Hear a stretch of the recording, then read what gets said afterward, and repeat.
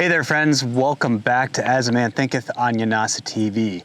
So there is an area of California where there is no longer a USDA processing facility within 200 miles. Imagine being one of those farmers or ranches in that area and suddenly having no ability to take your animals to a processor, at least in a way that is affordable, and then bringing that product to your local community. I mean, this is actually a very big deal, and it caught my interest because this is something I feel like we have a situation with across the United States in general. It's just not having adequate access to the consumer from the farmer.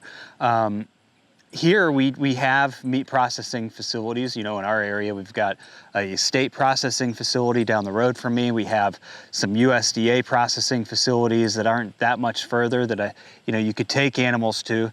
That my issue with them is, that they're not set up to handle horned animals. We have horned cattle, and I don't feel like there's adequate representation and access within those facilities. And even then, you're on a wait list for 6, 7, 8 months, sometimes a year, to be able to buy slots and predict which animal you'll be able to bring there on that date and have it processed. So this has been an ongoing issue, a very serious issue that a lot of people started paying more attention to during the pandemic, but it's been an issue for quite some time. A lot of it has to do with over-regulation of how these facilities are run, in my opinion. I think that when you have some of these smaller facilities and communities, they should be deregulated to match their size. That you don't have the same risks that you would with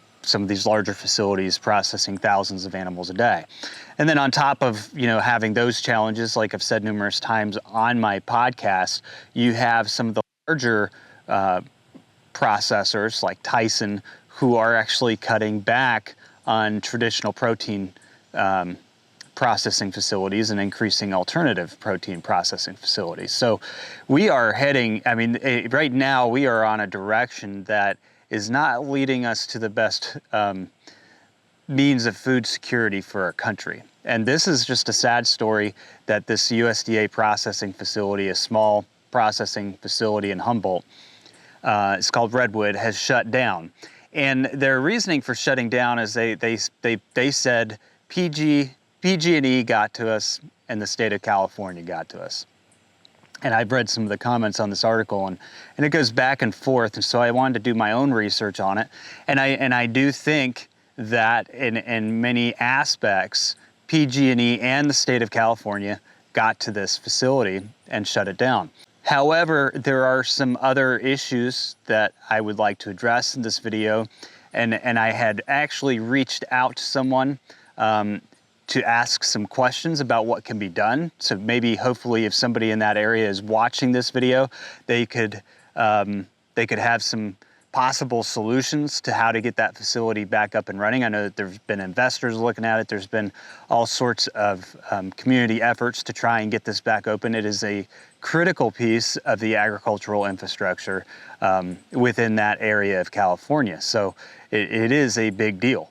But before I get into some of that stuff, I wanted to touch on what's happening in California with PG&E and how some of those decisions have impacted a facility like Redwood, because a lot of people are under the impression that, rates are rising everywhere, costs are going up everywhere. It's not necessarily a California issue, or, you get things like PG&E is way too profitable and they're raising hikes and passing off costs on customers. And I would say it was actually a combination of the two.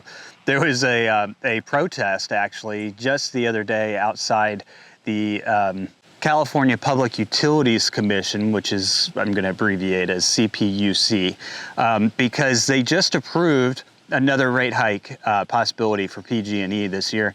PG&E raised their rates in California 13% at the beginning of the year. Now, if you're running a margin-based business like Redwood Meat Processing, 13% could very much put you under. They also, though, PG&E, I thought, at least they had announced that they were going to, I thought that they were reducing their rates temporarily by about 9% during the hottest months of the year. But, you know, the CPUC is really the regulatory agency that tells PG&E whether or not it can increase or decrease its rates, or at least approves the increases.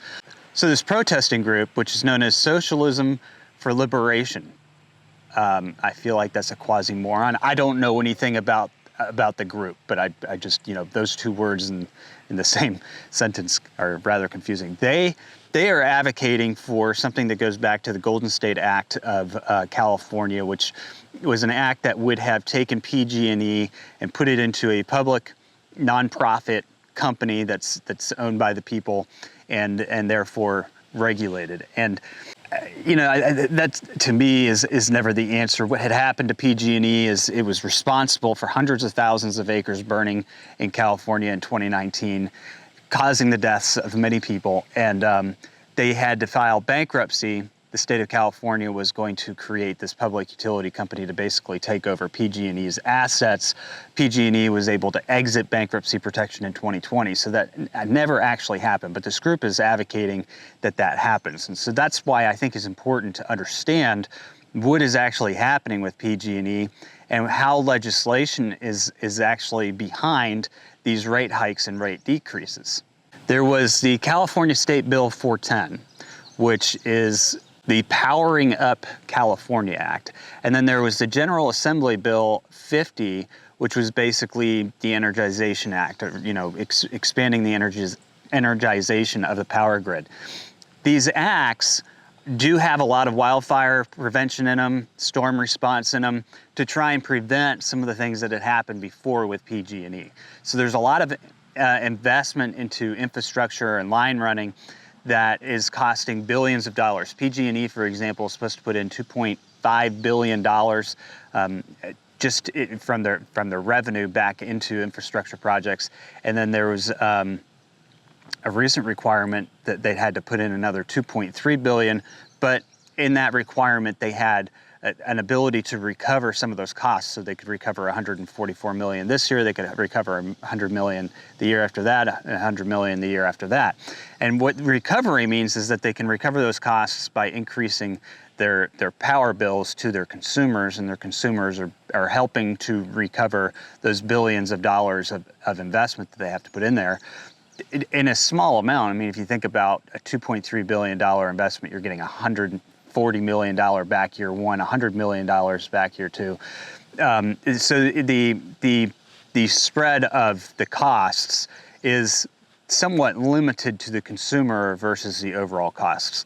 The other thing that these acts are doing is they're rolling out the green energy infrastructure. They're trying to help put infrastructure in place for things like electric vehicles so that we can pollute more with lithium batteries. And so there's a lot of costs associated with that. And these are all things that people in California voted for and said we want. But those costs you have to pay for it somehow. And that's what we're seeing. And we're paying for it in the loss of businesses like Redwood. So they have these massive amounts of costs that are being put on the electric companies that are regulated by the CPUC, and the CPUC is allowing certain rate hikes in order to help cover those costs. 13% in 1 year is a lot for just the first rate hike. And like I said, they do have, you know, rate decreases that they plan in there, but you know, you go up 13%, come down 9, go up 5, you see where this is going. So anyway, the point is that yes, PG&E has something to do with it, and yes, the state of California has something to do with it. And if there's not really a good way, I think, for them to make their voters happy and put in this infrastructure that voters want. You know, is it safer? I don't know. I'm assuming that running new lines, and we saw what happened in Texas, right, when the power company wouldn't invest. Some of that is required investment out of PG&E, you know, the first $2.5 billion. But that second $2.3 billion, where they're able to recover some of those costs, you know, that's where the state is putting on these electric companies the requirements of upgrading their systems to these green energy grids. And that cost has to come from somewhere. It's something that the taxpayers wanted. So, you know, it's being put, you know, back on some of those customers. So there's that. You know, looking at Redwood meat processing in general, this particular slaughterhouse USDA facility was a very old facility. It was a very outdated facility. It's noted to have some issues in the past. That's not to say that it wasn't functional, but it becomes unprofitable if you can't turn the power on and you can't process animals, right? So that is a very big deal.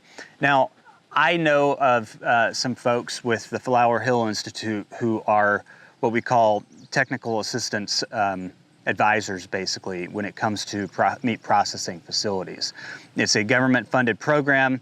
They work across the United States in helping getting these facilities open. We're going to be doing a podcast together in the fall, in October, just kind of focusing on different women who have opened meat processing plants across the country, generally small ones, to help bring their farms and their local community to table. You know, that's been an issue in this country, is how do we get these people to get their meats to the consumer without having to go through the big companies, right? Anyway, I brought this up to him and I said, you know, is there anything that can be done here? Because they also know about every single grant program out there, and they can help you figure out what you need to do to qualify for those grants. I'm talking now about Dave Carter specifically with the Flower Hill Institute. The Flower Hill Institute, not to confuse you guys, is an indigenous organization that teaches cultural and ways to their youth, but they have been given this opportunity to operate this program through the USDA, and so they have this technical assistance program kind of married to their overall foundation. It's a great foundation. I've done interviews with Roger Frogwa in the past. I've also had Dave and their other technical assistants, Chris, on here, and so you've got these programs out there with some guys who have some really good knowledge of how to build out these facilities and also upgrade these facilities to increase capacity. And Humboldt's position with this Redwood meat processing, I would think that using some of these grants to update the facility would actually increase capacity, qualifying for a lot of different grant options. The biggest problem right now is that there are no grants. The entire system is dried up because of delays in the Farm Bill. And I don't necessarily disagree with all the delays in the Farm Bill. I've mentioned my own issues with certain things trying to be thrown into the Farm Bill. I mean, I feel like that's kind of the way it is across the board. At the end of the day, not everybody's going to agree on everything that goes into the Farm Bill. But if this Farm Bill doesn't pass, it was supposed to pass last year, if we don't get a Farm Bill, these are the type of programs that suffer. People think the Farm Bill only impacts big ag, that people think the Farm Bill is kind of like a big ag policy because it's often presented as such. But there are programs within that Farm Bill that actually allocate resources and grant dollars from the USDA into some of these smaller meat processing plants. Now, obviously, in the last Farm Bill, there was money in there. There were grant programs. There were people going out and making these and free technical assistance, right, to go out and improve these facilities, figure out how to get the funding for it. Maybe the people who own Redwood didn't know about all of the opportunities that were in there. But for people who live in that community who are suffering from their shutdown and wondering what's going to happen next with their farm, what's going to happen next with their ranch, we can't lose more farms and ranches. We can't afford to do it right now in this country. So my suggestion to those people would still be to reach out to these technical assistance programs. You know, I've read some comments, people talking about maybe the farmers need to form a co-op, a joint investment strategy to reopen the plant. Maybe there is a solution temporarily to keep it open until we get a new Farm Bill and there's more investment opportunities for you. I don't know what all those solutions are. There could be some simple upgrades that could be made that could make the plant profitable again. That's something you can find out from some of these technical assistance folks. But there's definitely legislative roadblocks everywhere you look when it comes to this stuff. And it is definitely impacting farmers across the board. You know, this is when you're talking about no processing facility for 200 miles, that's a pretty big deal. That is not something that is going to be sustainable for a lot of those small farms. There are other things I think that we should be looking into personally, you know, when it comes to deregulation. I feel like field harvesting is one of the most humane things you can possibly do. It's just not, it's simply not allowed. You know, it not in a capacity that you can do it and be able to move that product onto the consumer who needs it, and you need the income from doing that in order to continue to operate your farm or ranch. I mean, those are the types of hiccups that impact small farmers every day. But this was an interesting story because, you know, yes, there's quite a bit of, in my opinion, accountability of what happened here on, you know, the changes of power. The costs of power. I mean, they definitely have fluctuated that much in California with PG&E, but there's also some blame on the state's, you know, over-regulation of these power companies, pushing these infrastructure projects that are just too expensive, and they don't know where to get the money for it, so then they're having to push it back onto their customers. But then there's also the outdated facility that needed significant upgrades, and it finally just, you know, it just got caught up to them, and they had to shut their doors. And unfortunately, all of those events have impacted the lives of numerous ranchers and farmers who live within that area. I would encourage you guys to reach out to your representatives and say, hey, what's going on with the Farm Bill? What are the holdups? You know, help us understand what the differences are between these farm bills, and figure out a way to get this thing passed. Because right now it doesn't look like it's going to get passed anytime soon. But without that farm bill passing, they're literally, I mean, you know, all of the funds that were going into some of these programs that are actually helpful to building our small farms up and offering them opportunities to connect with the consumer. You know, granted, it's through a lot of regulations and a lot of red tape that a lot of it I disagree with, but the fact that, you know, we can't even get those programs going right now because of the lack of a farm bill is a bit frustrating. I mean, if we're going to have to be held accountable to these standards, it makes it worse when we don't even have the, you know, the resources that are supposed to be there, the opportunities. Anyway, interesting story, and you know, like I said, there's truth to all angles of this story, but something needs to be done, something needs to change, and you know, when it comes to these green infrastructure projects, we need to keep it in check. You know, I don't necessarily disagree with having alternative energy sources and upgrading power grids and doing things in a more efficient manner, but for whatever reason, we tend to do these things in the most irresponsible manner possible, pushing as much investment and dollars at things as we possibly can without thinking about the repercussions it's going to have on the community, on the people. It's like not exercising for, you know, 3 months, then going out and thinking, okay, I'm gonna go run 10 miles, right? You can't do that. You've got to slowly build up to it. Anyway, guys, until next time, stay safe and pay attention to what's going on out there. See what you can do to get involved.